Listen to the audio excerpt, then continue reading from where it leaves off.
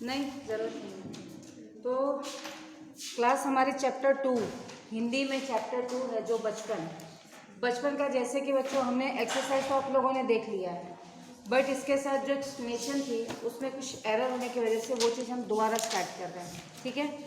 अब इसमें बचपन में हमने क्या देखा था, लेखिका किसके बारे में बातें कर रही है? अपने बचपन के बारे में। अपने बारे में, अपने बचपन के बारे में, बचपन से घटित जो भी घटनाएं हैं उनके साथ, या जो एक अच्छा वक्त है या जो खराब वक्त है, या जिसमें उन्होंने कुछ अच्छे अनुभव लिए या जिसमें उन्होंने बहुत खराब अनुभव लिए। तो इस प्रकार से हम ये कह सकते हैं कि बचपन का जो उनका किरदार था, जैसे आज हम उन्हें देखते हैं एक बड़े सम्मानित लेखिका के ओहदे पर हुए हैं, उन्हें अकादमी पुरस्कार भी प्राप्त है। तो जैसा कि हमने आपको बताया था कि इनका जन्म गुजरात के पास हुआ है, तो गुजरात के पास बच्चों हमारा बॉर्डर भी स्टार्ट होता है, तो इस नाते से इन्हें थोड़ा पाकिस्तानी लहजा भी इन्होंने अपने हर एक पंक्तियों में इस्तेमाल किया है। इस नाते से इन्हें लोग ज़्यादातर लोग जानते हैं कि ये पाकिस्तानी हैं, बट बच्चों ये पाकिस्तानी नहीं है, ये भारतीय हैं। तो भारतीय होने के नाते इन्होंने बचपन का जो अपना वाक़या हमारे सामने प्रस्तुत किया है, उसके साथ ये कहना में ताज्जुब नहीं होगा कि एक लेखिका के बड़े ओहदे पर सम्मान प्राप्त करने के बावजूद इन्हें अपने घर में, अपने परिवार में इन्हें किसी चीज़ की कोई कमी नहीं थी। घर में नौकर थे, चाकर थे, हर एक चीज़ थी, लेकिन फिर भी इनके माता पिता ने इन्हें इस प्रकार से बढ़ाया है या इस प्रकार से तैयार किया है कि ये अपने कार्यों को या अपनी जिम्मेदारियों को वो समझ सकें। क्यों? स्वयं से अपने, जब हम व्यक्तिगत रूप से अपने लिए तैयार होते हैं या हम कहते हैं ना कि हाँ अब बच्चा जिम्मेदार हो गया है, अब ये जिम्मेदारी के पार्ट्स कैसे कैसे आएंगे, जैसे कि आप अपने कुछ चीज़ें स्वयं से कर लें, ये कह सकते हैं। जैसे मैंने लास्ट टाइम भी आपसे कहा था कि कुछ बच्चे जो अपनी छोटी मोटी ज़रूरतों का काम मम्मी पापा से ना कहकर स्वयं से उस चीज़ को करें।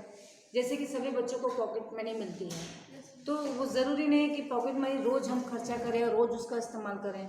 अगर आप उसको जब भी ज़रूरत है तब आप इस्तेमाल कीजिए, लेकिन जब ज़रूरत नहीं है तो आप उससे सेविंग भी कर सकते हैं।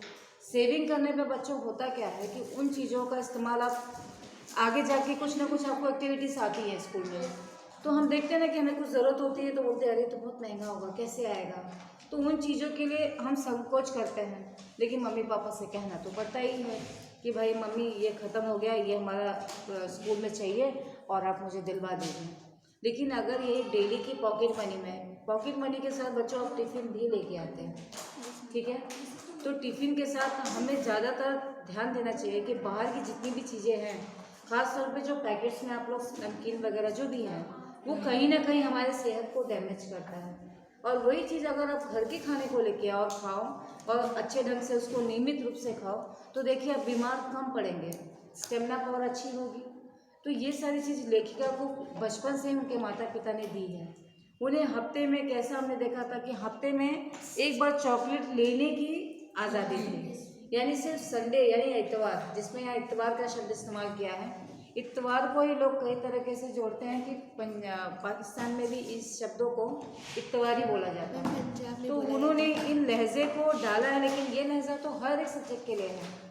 जैसे आज हम अपनी भाषाओं में जब डालते, सामान्य भाषा में भी जब हम बोली में बोलते हैं तब भी हमारे मुँह से कल इतवार है होता है ना, तो ये आम भाषा में आएगा, हम ले सकते हैं इन्हें, लेकिन इसी के तौर पे इनके काफ़ी शब्दों के मेल के जोड़कर ही लोगों ने इन्हें पहले यही समझा था कि ये पाकिस्तानी है, लेकिन कहीं ना कहीं वो चीज़ें हमने क्लियर कर ली हैं। अब इसके साथ बच्चों की वो समय समय पर अपने गाइडिंग करना या फिर उन्हें अपनी ज़रूरत को, इतवार के दिन उनके जिम्मे बहुत सारे काम होते थे, और वो जिम्मे का काम क्या था, वो जिम्मेदारी का काम उनका ये था कि अपने कपड़े स्वयं धोने, मोजे, जिसे उसमें मोजे कहा गया है, फिर उन जो कपड़े वो पहनती थी उसको रगड़ रगड़ के धोना पड़ता था और पॉलिश करती थी, ठीक।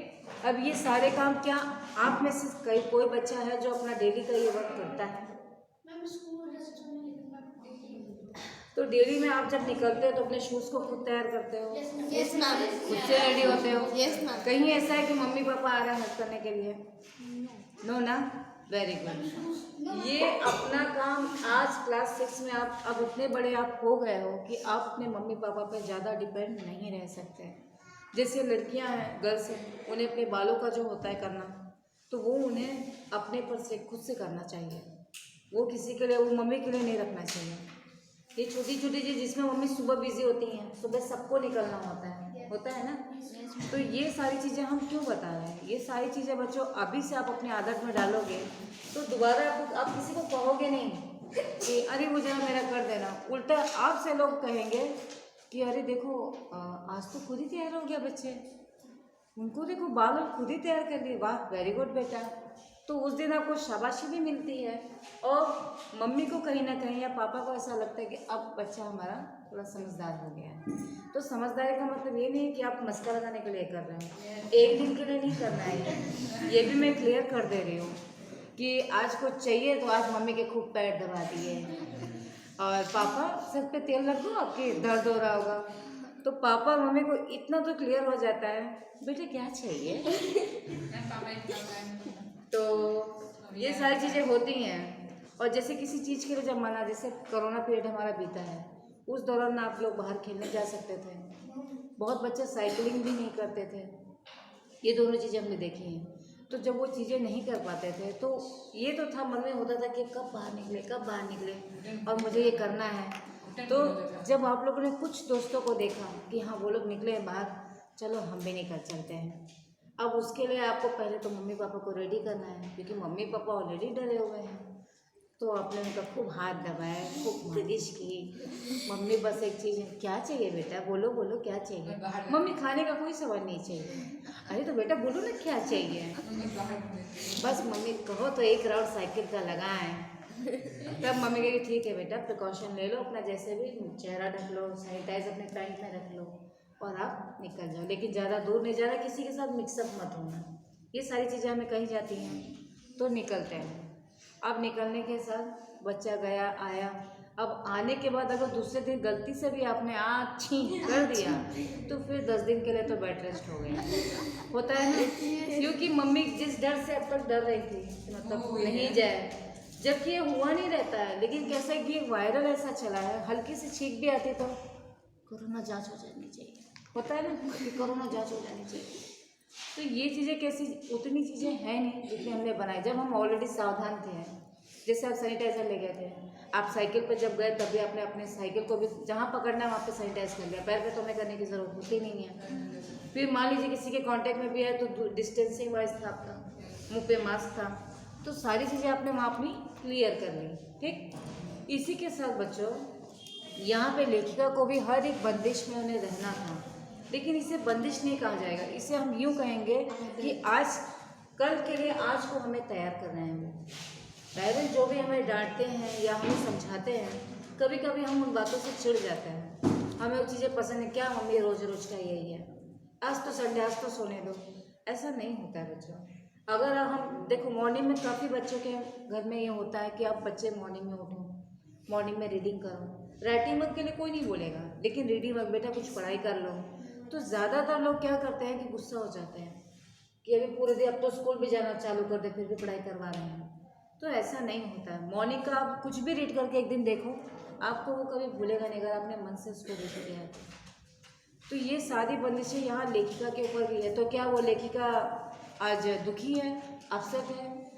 एक इतनी बड़ी उपलब्धि पाना कि आज उनकी किताबें हमारे सामने आ रही है और हम उन्हें पढ़ रहे हैं, मैं आपको पढ़ा रही हूँ, ये कैसे हुआ? आखिर उन्हीं चीज़ों को उन्होंने फॉलो किया ना। तो माता पिता जो भी चीज़ें हमें बंदिश करते हैं या हमें कहते हैं कि आप करो, तो उन चीज़ों को बच्चों हमें मानना है। अपनी लाइफ को अगर हमें अच्छा करना है आगे जाके, कि आगे हम प्रॉब्लम में ना फंसे, तो उसके लिए अभी से वो जो भी चीज़ें आपके लिए करते हैं उसे हमें सही ढंग से सुनना है और करना है, ठीक है। और कहीं पे भी उनकी बातों से कभी ना नाराज़ होना, ना उनके चेहरे, आपके चेहरे पर ये शिकन आनी नहीं चाहिए कि आपने जो कहा मुझे बुरा लगा है।